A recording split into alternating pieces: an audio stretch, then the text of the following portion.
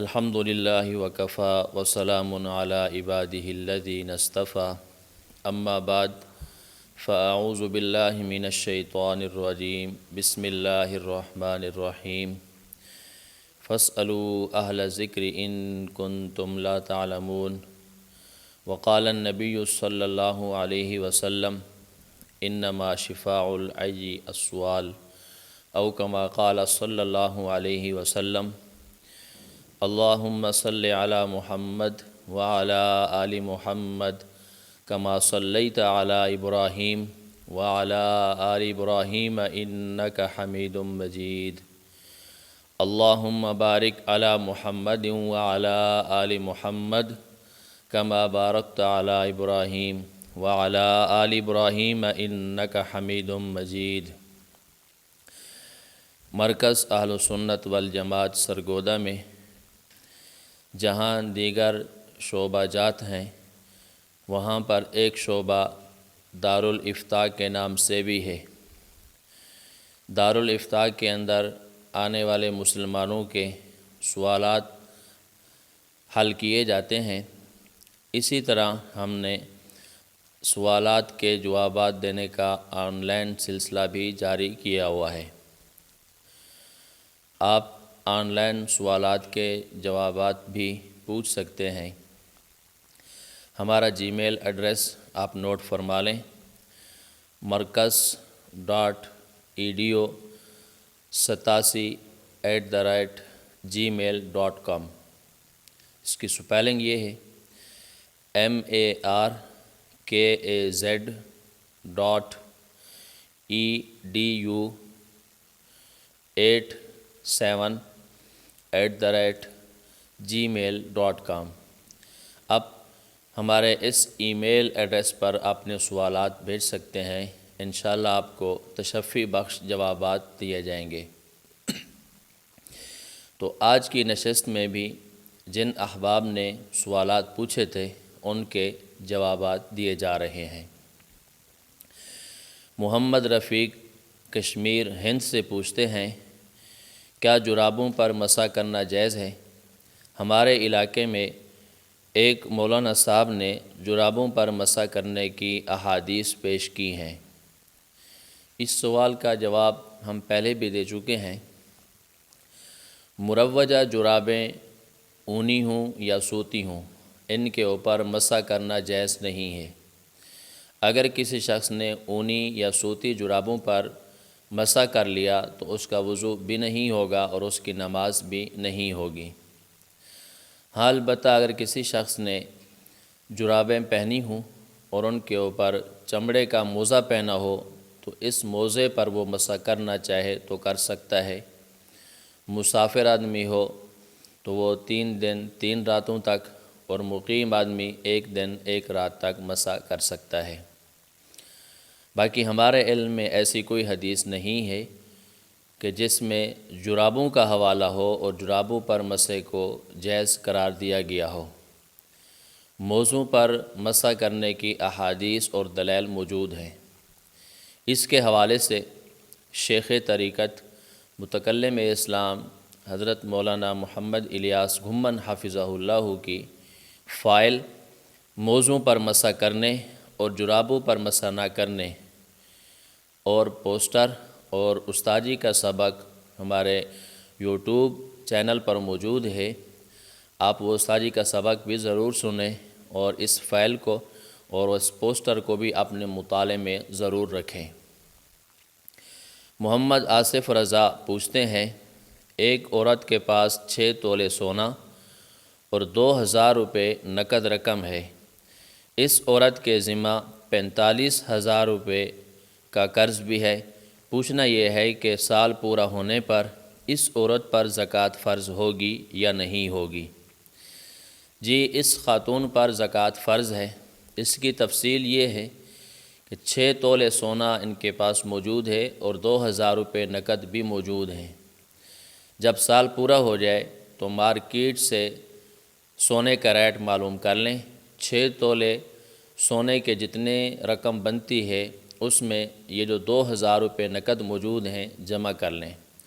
Total رقم جمع کرنے کے بعد آپ کے اوپر جو 45,000 روپے کا قرض ہے اس کو اس میں سے ہٹا دیں، باقی ماندہ رقم کا آپ نے 40واں حصہ زکوٰۃ کے طور پر ادا کرنا ہے۔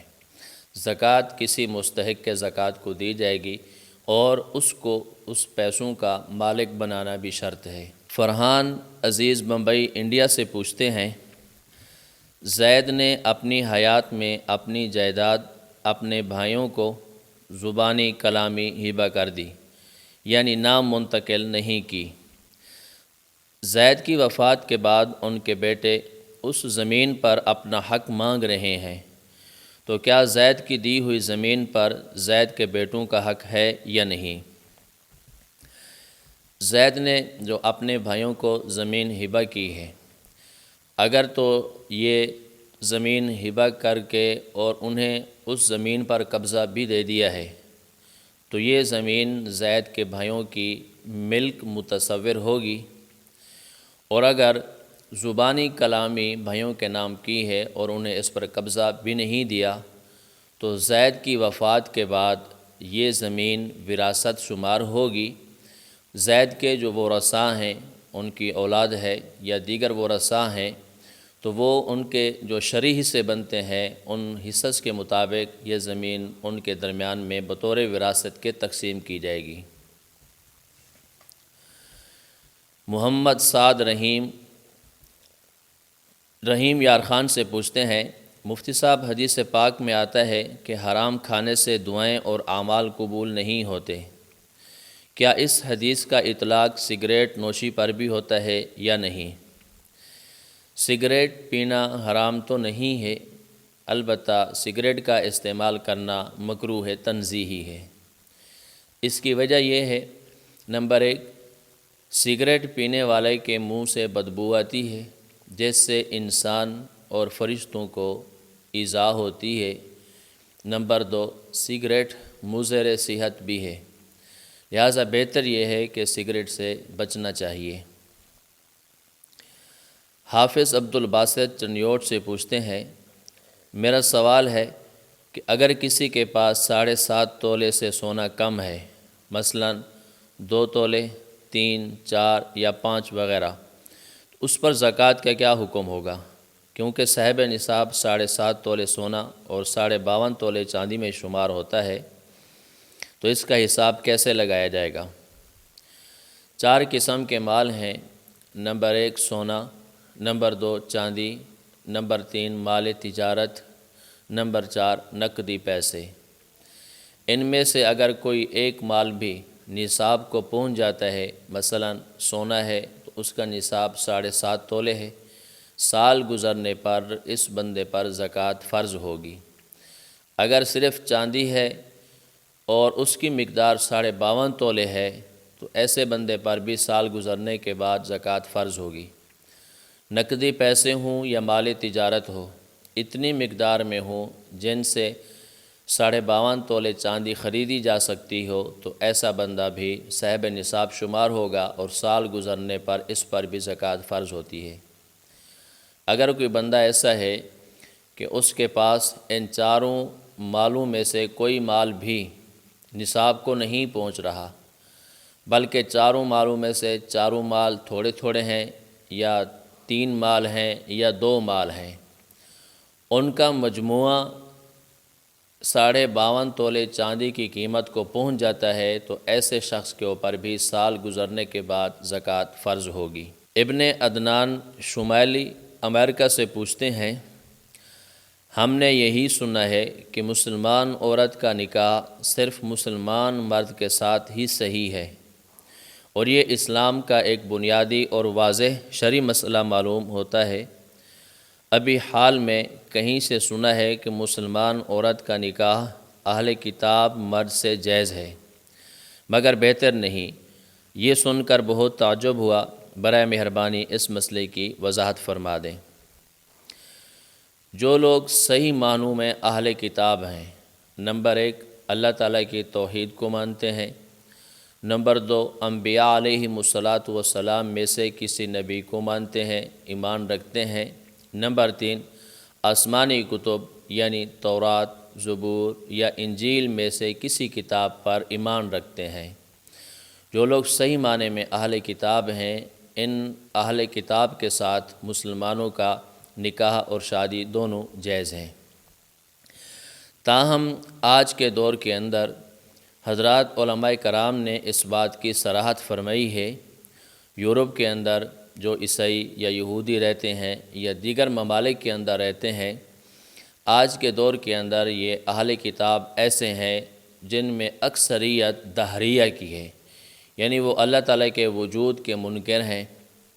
اس وجہ سے ہمارے بہت سارے علماء نے اور مفتیان کرام نے ان کے ساتھ نکاح کو حلال قرار نہیں دیا۔ لہٰذا آج کے دور کے اندر فتویٰ اس بات کے اوپر ہے کہ اہل کتاب کے ساتھ نکاح کرنا جائز نہیں ہے۔ اسی بات کی صراحت مفتی اعظم پاکستان مفتی محمد شفیع رحمہ اللہ نے تفسیر معارف القرآن کے اندر بھی کی ہے اور دیگر علماء کرام نے بھی صراحت کی ہے۔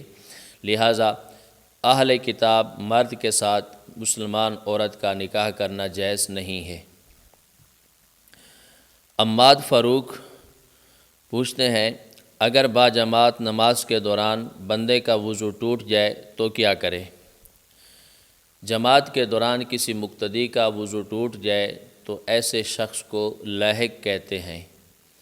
اس کا حکم یہ ہے، وضو ٹوٹنے کے بعد وہ فوراً نماز سے باہر نکل جائے اور وضو کرنے چلا جائے۔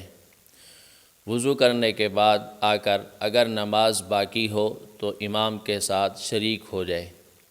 جب امام سلام پھیر لے اس کے بعد وہ کھڑا ہو کر باقی ماندہ نماز کو بغیر قرات کے مکمل کرے گا۔ اگر وہ وضو کرنے گیا، وضو کرنے کے بعد جماعت پوری ہو گئی ہے، اب اس کے لیے حکم یہ ہے کہ وہ اسی اپنی جگہ پر آ کر یا جہاں بھی مسجد کے کسی بھی کونے میں کھڑے ہو کر جو حصہ نماز کا رہ گیا ہے اس کو بغیر قرات کے مکمل کرے۔ تاہم اس کے اندر افضل اور بہتر یہ ہے کہ ایسا شخص از سر نو نماز پڑھے، کیونکہ یہ لاحق کا مسئلہ جو ہے یہ بہت باریک ہے۔ آج کل لوگوں کے پاس علم ہوتا نہیں، مسئلے کا پتہ نہیں ہوتا، تو جس کے اندر یہ امکان ہے کہ کہیں نماز ان کی خراب نہ ہو جائے، بہتر یہ ہے کہ اس نماز کو نئے سرے سے پڑھا جائے۔ عارف وانی کشمیر سے پوچھتے ہیں، کیا پنجگانہ مسجد میں جس میں جمعہ نہیں ہوتا اس میں جمعے کی سنت پڑھ سکتے ہیں یا نہیں؟ نیز کیا وہاں ظہر یا جمعے کی اذان دے سکتے ہیں یا نہیں؟ جواب یہ ہے، ایسی مسجد جہاں پر 5 وقت جماعت ہوتی ہو لیکن جمعہ کی نماز نہ ہوتی ہو، تو ایسی مسجد میں اگر کوئی شخص جمعہ پڑھنے کے لیے جا رہا ہے، راستے میں یہ چھوٹی مسجد آ گئی ہے یا گھر کے کہیں قریب ہے، تو اس مسجد میں جمعہ کی سنتیں پڑھنا چاہے تو پڑھ سکتا ہے۔ جس طرح آدمی گھر سے نکلنے سے پہلے گھر میں جمعہ کی سنتیں پڑھ لیتا ہے، تو اس مسجد میں بھی جمعہ کی سنتیں پڑھنے میں کوئی حرج کی بات نہیں ہے۔ لیکن سنتیں پڑھنے کے بعد وہ جمعہ کے لیے اسی جامع مسجد میں جائے گا جہاں پر جمعہ ہو رہا ہے۔ جب اس مسجد میں جمعہ کی نماز بھی نہیں ہے تو لہذا اس میں ظہر کی نماز بھی نہیں ہوگی، تو اس وقت وہاں پر ظہر یا جمعے کی اذان دینا بھی درست نہیں ہے، کیونکہ اذان کا مقصد نماز کی اطلاع ہوتی ہے۔ جب اس مسجد میں ظہر بھی نہیں ہونی اور جمعہ بھی نہیں ہونا تو اذان دینا بھی درست نہیں ہے۔ عارف وانی کشمیر سے دوسرا سوال پوچھتے ہیں، کیا مسجد میں عصر کی نماز کے بعد قضائے عمری نمازیں پڑھ سکتے ہیں یا نہیں؟ شریعت کی روشنی میں جو نمازیں قضا ہو جائیں، انسان سے رہ گئی ہوں، تو انسان کے اوپر بعد میں ان نمازوں کی قضا کرنا لازم اور ضروری ہوتا ہے۔ تو عصر کی نماز کے بعد اگر کوئی شخص مسجد کے اندر قضا نمازیں پڑھنا چاہے تو پڑھ سکتا ہے۔ عصر کی نماز کے بعد نوافل پڑھنا مکروہ ہے، لیکن ایسے شخص کے لیے بہتر اور افضل یہ ہے کہ جو نماز اس نے قضا پڑھنی ہے مسجد میں نہ پڑھے بلکہ گھر کے اندر پڑھے، یا مسجد میں پڑھتا ہے تو کہیں ایک سائیڈ پر ایک طرف ہو کر چھپ کر نماز پڑھے، کیونکہ قضا نماز جب ہو جاتی ہے تو یہ گناہ ہے، اور بعد میں جب انسان اس کی قضا کرتا ہے تو گویا وہ لوگوں کو یہ بتا رہا ہوتا ہے کہ یہ مجھ سے گناہ ہوا ہے۔ تو گناہ کا اظہار کرنا بھی گناہ ہوتا ہے، اس لیے بہتر یہ ہے کہ یہ شخص گھر کے اندر نماز قضا پڑھے۔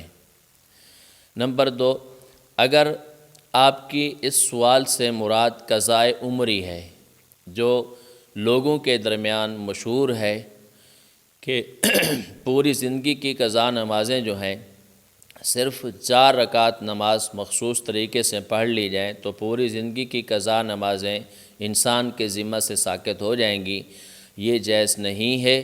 قضائے عمری کی نماز جائز نہیں ہے کیونکہ یہ بدعت ہے، شریعت کے اندر اس کا ثبوت موجود نہیں ہے۔ محمد محسن پوچھتے ہیں، اگر کوئی شخص باہر رہتا ہو تو اس کی اجازت سے اس کی جانب سے صدقہ نافلہ دے سکتے ہیں یا نہیں؟ جی، جو شخص ملک سے باہر رہتا ہو اور وہ آپ کو اجازت دے رہا ہے تو آپ اس کی طرف سے نفلی صدقہ ادا کر سکتے ہیں، اس میں کوئی حرج کی بات نہیں ہے۔ دوسرا سوال پوچھتے ہیں، صدقہ فطر کن لوگوں پر واجب ہے اور زکوٰۃ کن پر اور قربانی کن پر؟ آسان لفظوں میں تفصیل سے وضاحت فرمائیں۔ یہاں پر 3 چیزیں پوچھی گئی ہیں، نمبر 1 زکوٰۃ، نمبر 2 صدقۃ الفطر، نمبر 3 قربانی۔ زکوٰۃ کا معاملہ تو چلو ٹھیک ہے، باقی صدقۃ الفطر اور قربانی کے یہ مسائل یہ موسمی مسائل ہوتے ہیں۔ آپ کو رمضان المبارک میں پوچھنا چاہیے صدقۃ الفطر کے بارے میں، اور قربانی کے نصاب کے بارے میں ایام قربانی سے تھوڑا پہلے پوچھنا چاہیے۔ چلیں، بہرحال ان تینوں کا نصاب ایک ہی ہے۔ اگر کسی شخص کے پاس اتنا پیسہ ہو جس سے وہ 52.5 تولے چاندی خرید سکتا ہو تو ایسا شخص صاحب نصاب ہوتا ہے، اس کے اوپر قربانی بھی واجب ہوگی، صدقۃ الفطر بھی واجب ہوگا اور زکوٰۃ بھی واجب ہوگی۔ زکوٰۃ کے اندر شرط یہ ہے کہ جو شخص صاحب نصاب ہو اس کے اوپر سال گزرنا بھی شرط ہے۔ صدقۃ الفطر اور قربانی کے حوالے سے سال گزرنا شرط نہیں، بلکہ ایام قربانی یعنی 10، 11 اور 12 ذو الحجہ کو جو شخص صاحب نصاب ہو ایسے شخص کے اوپر قربانی واجب ہے۔ اس کے لیے شیخ طریقت متکلم اسلام مولانا محمد الیاس گھمن صاحب کی فائلز موجود ہیں مسائل قربانی کے حوالے سے، آپ وہ فائل بھی اپنے مطالعے میں رکھیں، اور نیٹ کے اوپر استاد جی کے ان مسائل کے اوپر پڑھے ہوئے اسباق بھی موجود ہیں، آپ انہیں بھی سنا کریں، انشاءاللہ بہت فائدہ ہوگا۔ عبد الرحمن کرک سے پوچھتے ہیں، میرا سوال یہ ہے کہ اگر میت ایک سے زائد ہوں، مثلا ایک مرد اور ایک عورت ہو، اور ان کی نماز جنازہ اگر اکٹھی پڑھانی ہو تو کیسے پڑھائی جائے گی؟ میت جب ایک سے زیادہ ہوں، ان کی نماز جنازہ الگ الگ پڑھنا چاہیں تب بھی ٹھیک ہے، اگر ان تمام کی اکٹھی پڑھنے چاہیں تب بھی ٹھیک ہے۔ اس کا طریقہ یہ ہے، امام کھڑا ہوگا، امام کے آگے سب سے پہلے مرد کی چارپائی رکھی جائے اور مرد کے بعد پھر آگے عورت کی چارپائی رکھی جائے۔ اس ترتیب سے آپ نماز جنازہ ان کی اکٹھی پڑھا سکتے ہیں، یہ بالکل جائز ہے۔ رئیس احمد پوچھتے ہیں، کیا مسجد میں نماز جنازہ پڑھانا جائز ہے؟ مسجد کے اندر بغیر عذر کے نماز جنازہ پڑھانا مکروہ ہے۔ ایک وجہ تو یہ ہے، مسجد اللہ تعالیٰ کا گھر ہے، مسجد کے بنانے کا مقصد اللہ تعالیٰ کی عبادت، ذکر و اذکار اور نماز ادا کرنا ہے، جنازے کے لیے استعمال کرنا یہ بے جا ہے۔ دوسری وجہ یہ ہے کہ جب میت کو مسجد میں لے جائیں گے ممکن ہے کہ مسجد اس سے گندی ہو جائے، اس لیے فقہاء کرام نے اسے مکروہ لکھا ہے۔ حدیث پاک کے اندر ہے، نبی کریم صلی اللہ علیہ وسلم نے ارشاد فرمایا، من صلی جنازۃ فی المسجد فلا اجر لہ وفی روایت اخری فلا شیء لہ۔ اس حدیث پاک سے بھی یہ معلوم ہو رہا ہے کہ مسجد کے اندر نماز جنازہ نہیں پڑھنا چاہیے۔ نبی اکرم صلی اللہ علیہ وسلم اور صحابہ کرام کی عادت مبارکہ یہ تھی کہ جب کوئی جنازہ آتا تو باہر کھلے بڑے میدان کے اندر نماز جنازہ ادا کرتے تھے۔ تاہم اگر عذر ہو، باہر بارش ہو کیچڑ ہو یا کوئی اور عذر ہو، باہر کوئی بڑا گراؤنڈ جگہ نہ ہو، تو ایسی حالت میں مسجد کے اندر نماز جنازہ پڑھنے کی گنجائش ہے۔ لیکن آج کل بہت ساری بعض مساجد دیکھی گئی ہیں جہاں محراب کے آگے جگہ بنائی ہوتی ہے، چارپائی وہاں رکھتے ہیں، امام اور کچھ مقتدی وہاں کھڑے ہو جاتے ہیں اور باقی لوگ مسجد میں ہوتے ہیں۔ اگر اس طرح نماز جنازہ پڑھائی جائے تو پھر کوئی حرج کی بات نہیں ہے، اس لیے کہ میت مسجد سے وہ باہر ہوتی ہے۔ مولانا فضیل احمد بنگلہ دیش سے پوچھتے ہیں، اگر کوئی مقتدی امام کے پیچھے سورۃ الفاتحہ نہ پڑھے تو کیا اس کی نماز نہیں ہوگی؟ اہل سنت والجماعت احناف کے نزدیک امام کے پیچھے سورۃ الفاتحہ پڑھنا مکروہ ہے، تحریمی ہے۔ علامہ حسکفی رحمۃ اللہ علیہ نے در مختار کے اندر فرمایا ہے، والمؤتم لا یقرأ مطلقاً فإن قرأ کرہ تحریماً، مقتدی مطلقاً امام کے پیچھے قرات نہ کرے، اگر اس نے کر لی تو یہ مکروہ تحریمی ہے، یعنی حرام کے قریب ہے۔ اس کے اوپر بے شمار دلائل موجود ہیں۔ سورۃ اعراف آیت نمبر 204 اللہ تعالیٰ کا ارشاد ہے، اعوذ باللہ من الشیطان الرجیم وَإِذَا قُرِئَ الْقُرْآنُ فَاسْتَمِعُوا لَهُ وَأَنصِتُوا لَعَلَّكُمْ تُرْحَمُونَ۔ حضرات مفسرین نے، فقہاء کرام نے اس آیت سے استدلال کیا ہے کہ امام کے پیچھے مقتدی قرات نہ کرے، خاموش کھڑا رہے۔ نمبر 2، صحیح مسلم جلد نمبر 1 صفحہ نمبر 174 کے اوپر حضرت ابو موسیٰ اشعری رضی اللہ تعالی عنہ کی روایت ہے، اللہ کے نبی صلی اللہ علیہ وسلم فرماتے ہیں، اذا صلیتم فاقیموا صفوفکم ثم لیؤمکم احدکم فاذا کبر فکبروا واذا قرأ فانصتوا۔ یہاں پر صحیح مسلم کے اندر صراحتاً یہ بات آ رہی ہے، جب امام قرات کرے تو مقتدی اس وقت خاموش رہیں۔ اتحاف الخیرۃ المہرہ جلد نمبر 2 صفحہ نمبر 216 میں نبی پاک صلی اللہ علیہ وسلم کی حدیث مبارک ہے، من کان لہ امام فقراءۃ الامام لہ قراءۃ۔ اس پر بے شمار دلائل موجود ہیں، لہذا مسئلہ یہ ہے کہ امام کے پیچھے قرات کرنا مکروہ تحریمی ہے۔ جو مقتدی امام کے پیچھے سورۃ الفاتحہ نہیں پڑھتا، وہ قرآن اور حدیث کی موافقت کر رہا ہے، شریعت مطہرہ کے مطابق چل رہا ہے، ایسے بندے کی بالکل نماز ٹھیک ہے۔ آپ اس کے لیے شیخ طریقت متکلم اسلام حضرت مولانا محمد الیاس گھمن حافظہ اللہ کی فائل ترک قرات خلف الامام اپنے مطالعہ میں ضرور رکھیں۔ مولانا فضیل احمد آسام بنگلہ دیش سے پوچھتے ہیں، سرکاری ملازمین کی مدت ملازمت کے اختتام پر پنشن کے نام سے جو پیسہ ملتا ہے، کیا ان پیسوں کو لینا اور ان کا استعمال کرنا جائز ہے یا نہیں؟ پنشن کی جو رقم ملتی ہے، چاہے وہ سرکاری ادارہ ہو یا غیر سرکاری ادارہ ہو، وہ بطور عطیہ ہوتی ہے، ایسی رقم کا لینا اور اس کو استعمال کرنا جائز ہے۔ شرط یہ ہے کہ وہ ادارہ حرام کی کمائی اور سودی کاروبار نہ کرتا ہو۔ اگر وہ ایسا ہے جو حرام کی کمائی اس کے اندر ہوتی ہے اور سودی کاروبار کرتا ہے تو پھر اس پیسے کا استعمال کرنا جائز نہیں ہے۔ مولانا شکیل احمد لکی مروت سے پوچھتے ہیں، ایزی پیسہ یا جاز کیش کے ذریعے اگر کسی آدمی کو رقم بھجوائیں تو اس پر کمپنی والے سروس چارجز اور سہولت فراہمی خرچے کے طور پر کچھ رقم اضافی لیتے ہیں، کیا یہ جائز ہے یا نہیں؟ کمپنی کی طرف سے وصول کیے جانے والے سروس چارجز یا سہولت فراہمی پر خرچہ، یہ مشینری اور دیگر اشیاء کے استعمال کی اجرت ہوتی ہے، لہذا یہ اضافی پیسہ لینا جائز ہے، اس میں کوئی حرج کی بات نہیں ہے۔ منصف خان کراچی سے پوچھتے ہیں، اہل سنت والجماعت کے نزدیک امام کے پیچھے قرات کرنا جائز نہیں، تو پھر مقتدی قعدہ اخیرہ میں درود پڑھنے کے بعد رب اجعلنی مقیم الصلاۃ ومن ذریتی ربنا وتقبل دعا، یہ دعا کیوں پڑھتا ہے؟ حالانکہ یہ تو قرآن کریم کی ایک آیت ہے۔ اس کا جواب یہ ہے مقتدی قعدہ اخیرہ میں درود پاک پڑھنے کے بعد جو دعا پڑھتا ہے، اس دعا کی دو حیثیتیں ہیں۔ نمبر 1، یہ آیت بطور دعا کے پڑھی جائے۔ نمبر 2، یہ آیت بطور قرآن کے پڑھی جائے۔ نماز کے اندر جب قعدہ اخیرہ میں درود پاک کے بعد اس آیت کو پڑھتے ہیں تو اب اس کی حیثیت دعا والی ہے، قرآن والی نہیں ہے۔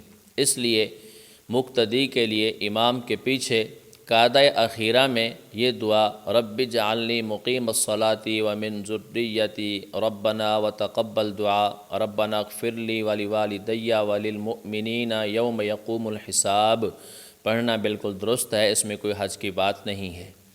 اس کی مثال ایسے ہے جیسے کوئی بندہ سواری پر سوار ہوتا ہے تو اس وقت دعا پڑھتا ہے سبحان الذی سخر لنا ھذا وما كنا له مقرنین وانا الی ربنا لمنقلبون۔